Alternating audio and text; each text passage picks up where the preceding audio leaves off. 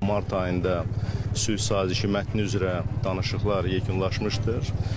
Lakin hal-hazırda Ermənistan tərəfindən Azərbaycan tərəfinin bəlli bir legitim gözləntiləri var və bu gözləntilər Azərbaycanın ərazi bütövlüyünə olan iddiaları Ermənistan konstitusiyasından çıxarılması, o cümlədən tamamilə heç bir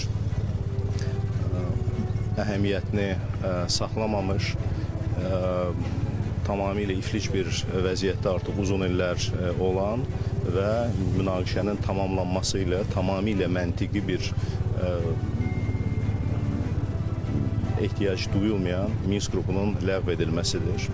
Bu istiqamətdə biz təbii ki, prosesləri izləyirik, təmaslar var, ancaq bizim üçün önəmli addımlar əhəmiyyət kəsb edir.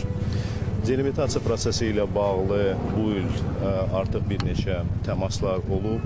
Bilirsiniz ki, delimitasiya üzrə iki ölkənin baş nazirlərinin müavinləri rəhbərliyi ilə komissiyalar mövcuddur. Orada işlər davam edir. Düşünürəm ki, orada təmaslar olacaq.